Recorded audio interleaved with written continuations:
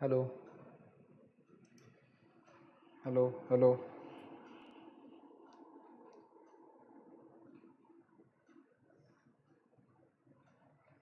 If my voice is clear, please tell in the comment section. If my voice is clear, please tell in the comment section. Okay, fine. The voice is clear. We are good to go. So here we are back again, students. Due to some emergency work, I had to go actually in the halfway. I'm sorry for that break that has happened. But now we are going to complete this ongoing chapter. We are studying about center of mass. Very interesting topic. The ongoing topic that we are having, center of mass. Voice and everything is clear to all of you. So we can start now. Okay. Fine. Very good. So we were discussing about impulse. What is impulse? Impulse is nothing but change in momentum. Impulse is what? Change in momentum. And I have defined you impulse as it is a change of momentum. Okay, and if it is a ft curve that is given, then impulse can be defined as area under that ft curve. Correct. Now understand, by we were discussing about the example of catching taking a catch. If you are taking a catch, what is the force that is applied in your hand due to that ball? That is what we want to calculate. So I can say I am stopping the ball. That means I am changing the momentum of the ball. If I'm changing the momentum of the ball, time is also given to you. That means can I calculate force? From which relation I am going to calculate that force? I am going to calculate that force by the formula dp by dt. Correct. And what I can write for dp can be written as p final minus of p initial divided by the total time that have been taken, 0.1. P final is what? Final momentum is 0 minus of initial momentum. Initial momentum, now I will write mass, that is 150 into 10 power minus of 3 into velocity. What was the velocity of the ball? That is equals to 20 divided by the time, that is 0.1. Correct. Fine. Now let's see how further you can solve it. Further, when you will solve it, it will become how much? 10 power, you will multiply here 10 power of minus of 1, it will go upside, and then it will make it, if you want to remove, you can remove 10 power 2, 10 power 3. That means I can say it will be, force will be nearly equals to 30 Newton. Check the calculation once. This 0 will get cancelled from the 10 power minus 3, and 15 into 2, 30. Correct. So what is the force that is applied on your hand? That is equals to 30 Newton. Correct. Clear? Now come to the most interesting. I don't know why students always feel difficulty about collision. Collision simply apply two equations. If it is a very good question, then it will apply two equations. Otherwise, always it is solved in one equation only. And that, what is that one equation? One equation, that is momentum conservation. Just simply conserve the momentum. Most of the questions will be solved. And if the question is good, then it will be moving to the second equation. Second equation will always be the equation of coefficient of restitution. Okay, so I am going to explain you about all the three phases of collision. Let's understand one by one. Collision, all of you understand what is collision? Okay. How many types of collisions are there? On the basis of kinetic energy, there are three types, and on the basis of line of impact, in which way two bodies are getting collided, there are two types. About the on the way how they are going to collide with each other, there will be two kind of collisions. One is head-on collision, second one is oblique collision. And on the basis of conservation of kinetic energy, first will be perfectly elastic collision, kinetic energy is conserved. Second one is inelastic collision, and third one is perfectly inelastic collision. Now tell me about the coefficient of restitution, value of E. Value of E, let's discuss about that also. What is value of E? What is E? Velocity of separation divided by velocity of approach. This is before collision, this is after collision. And what is the value of E for elastic collision? Value of E for elastic collision is 1. Value of E for inelastic collision is between 0 and 1. Value of perfectly inelastic collision is E is equals to 0. Okay, for collision, these are the some basic things that you should be knowing about. Okay, let's move further and let's see how the collisions are occurring. See here, on the basis of impact that I've told you, there are two types of collision. One is head-on, one is oblique. When the line of motion and line of impact, what I'm trying to say from line of motion and line of impact, let's suppose one ball is there and one, let's suppose this is a ball. both are moving in the same, this is the direction of motion. Can I say line of motion for them and line of impact? Can I say the same horizontal line is a line of motion also and line of impact as well? So if the line of motion and line of impact are same for two bodies, then it is called as head-on collision. But let's suppose the line of motion and line of impact are different. In that case, it is called as what? Head-on oblique collision. It is called as oblique collision. Here, see, head-on collision. I can say the balls are moving in the same way, and it is going to hit it also in the same way. Okay, in the same direction. That's why it is called as head-on collision. But here, see, oblique collision. This is the direction of motion. This is the direction of impact. This perpendicular direction. And can I say this is the direction of motion again? So can I say that direction of impact and direction of motions are different? This kind of collision is called as what? Oblique collision. This is called as oblique collision. Now on the basis of kinetic energy, what you will say, I've already told you that if it is a case of elastic collision, you can prove that also. When I will teach you to how to write the equations of all these collisions, you will understand that how you can conserve that energy as well. Elastic collision, perfectly elastic collision, kinetic energy will be conserved. Inelastic collision, kinetic energy will not be conserved, and perfectly inelastic also, kinetic energy cannot be conserved. Correct? Then there is a properties of all these three collisions. Here you can understand these collision these equations, and this will be sufficient for your board exam. Okay, in board exam you should be knowing about this basic properties. Let's see how you can write the equations. I need some extra space. Here you understand how you can write the equations. How you can write the equations. Let's suppose, if I will tell you, let's suppose here is a body. Remove this. Take this one. I will tell you about the three stages of collision. That will make everything clear. Okay. Let's suppose this is a body 1 moving with some velocity v1. Let's suppose mass is m1. This is some velocity 2. Mass is m2. Mass is m2. This is before collision case. This is before collision case. This is during collision. This is during collision, or it can be called as transition phase. The moment in which collision is happening, it is a maximum deformation case also. If question is asking you, giving you a term about maximum deformation, that means they are telling you about the during collision case. This is after collision case. This is after collision. Let's suppose the velocity will be v1 dash. Let's suppose velocity will be v2 dash. Correct? This much is clear. Now learn how to write the equations. Understand here how to write the equations. What you will be doing, first equation is always momentum conservation. Very basic equation. What is the initial momentum? Make it equals to final momentum. What is the initial momentum? You will be writing, students, here. You will be writing m1. Thickness cannot be reached. m1 v1 plus, what is the momentum for the second body?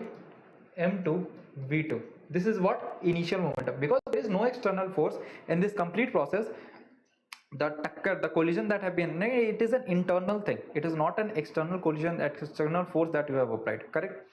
Now while writing the final momentum, you will be writing m1 v1 dash plus m2 v2 dash, because finally the velocities are v1 dash and v2 dash. That means finally you can say that finally velocity will become m1 into v1 dash plus m2 into v2 dash. Correct? This is what your equation.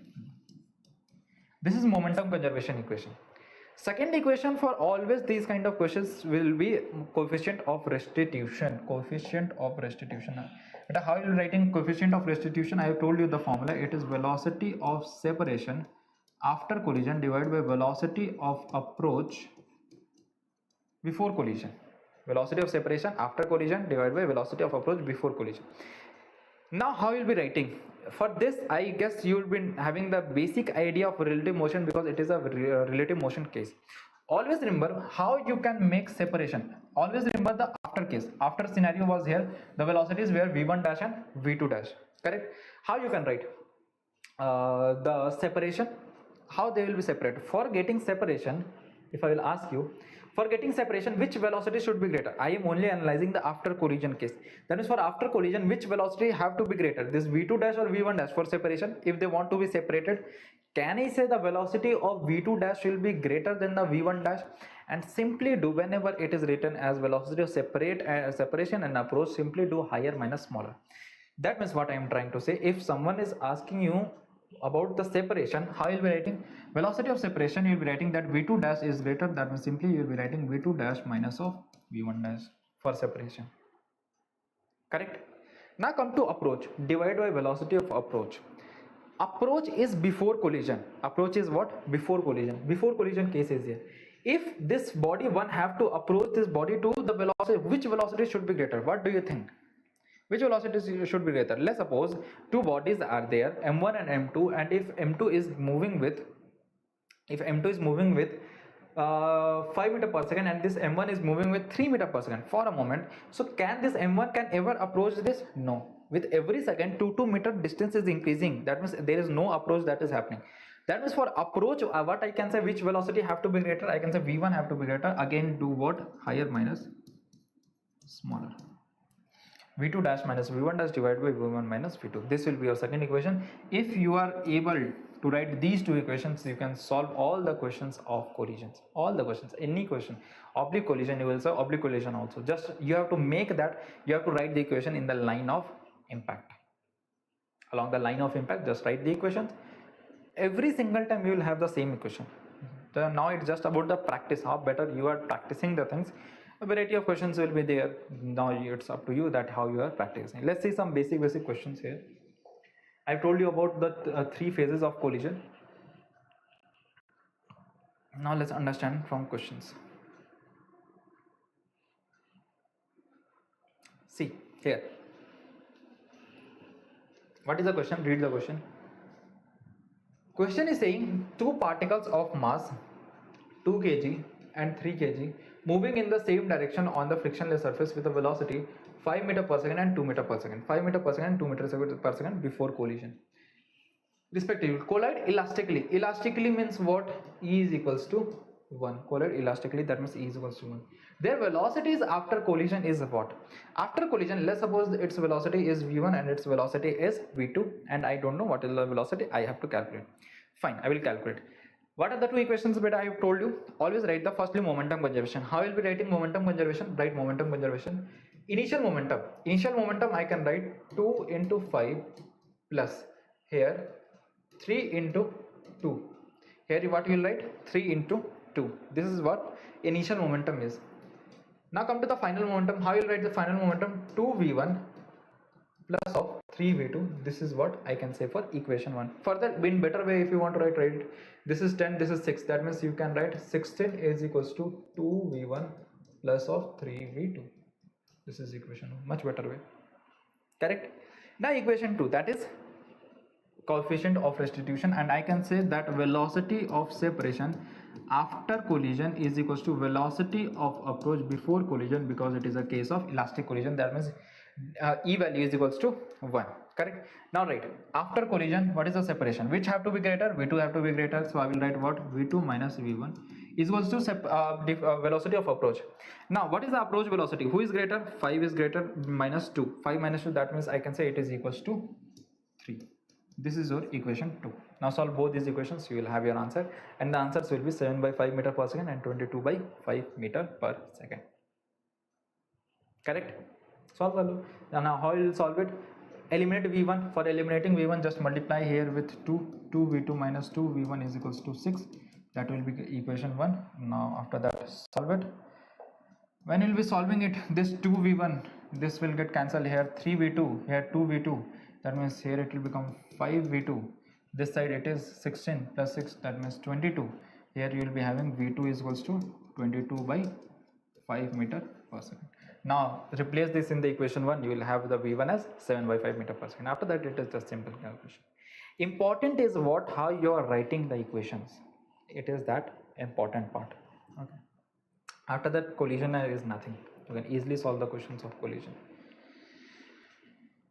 Next one is some special cases are there. Okay, what are those special cases? If I will tell you, let's see the case 1.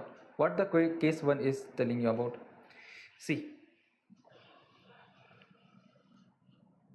case 1. If let's suppose it is case of elastic collision. elastic collision, and let's suppose two identical bodies are moving. This is velocity 1, this is velocity 2 initially, this is body m, and this is also m. This is before collision case, and then after you are having a collision, and then after collision again this is m, and this is some v1 dash and this is some v2 dash. Understand this.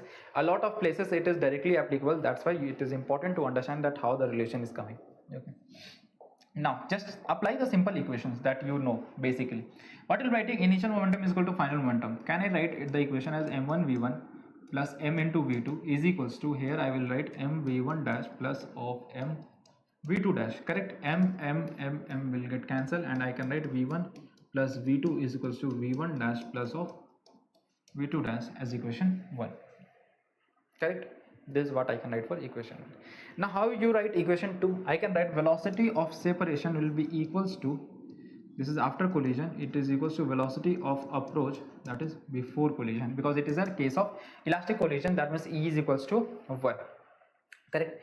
Now tell me how you write the separation. Beta, you will be writing as v2 dash minus of v1 dash, correct? And what you can write for approach, if it have to be greater, that means who is approaching? V1 is approaching, that means what I will write, v1 minus v2, this is equation 2. This is equation 2. Now I will say add both these equations. If you are adding both these equations, what is the result that you will be getting after adding these equations?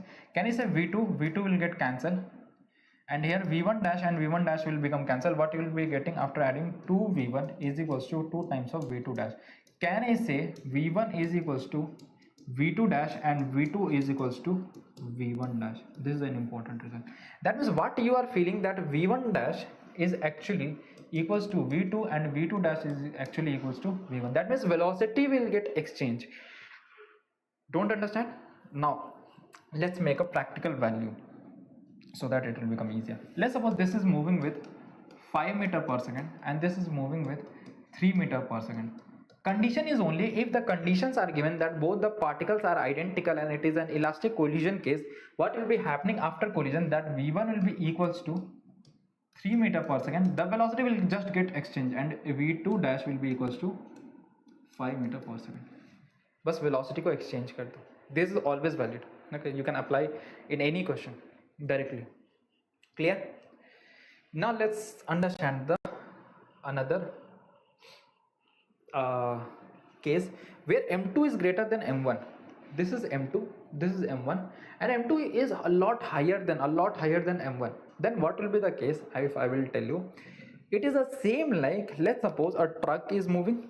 Let's suppose this is the truck that is moving, and from backward side a mosquito is appearing and making a collision.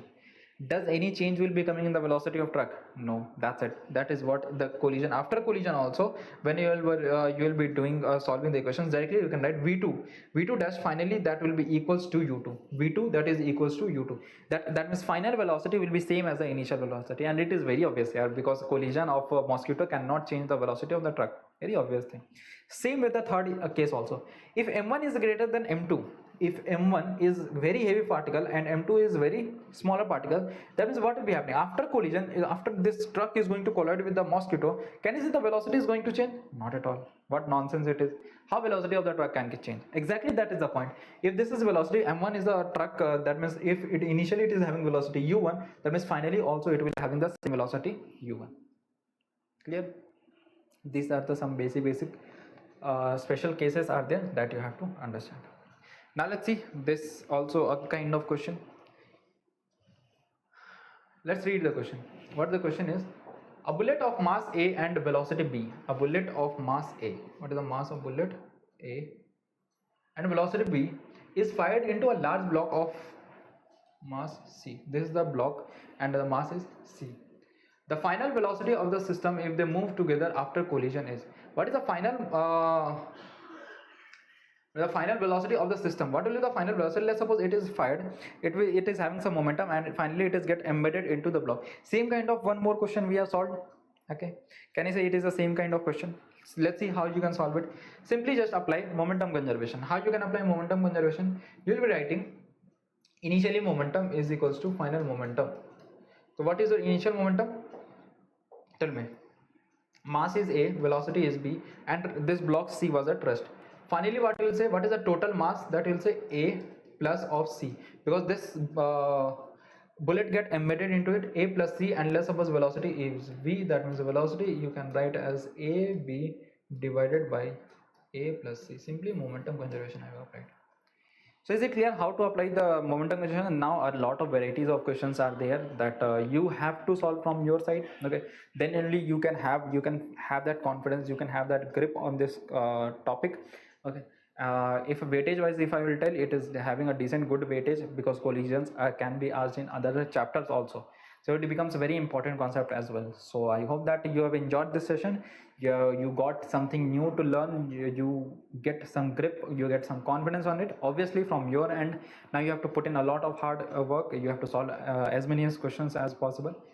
So fine, until next time, keep learning, keep going with Tapasya, endigu, endendigu, namma Tapasya.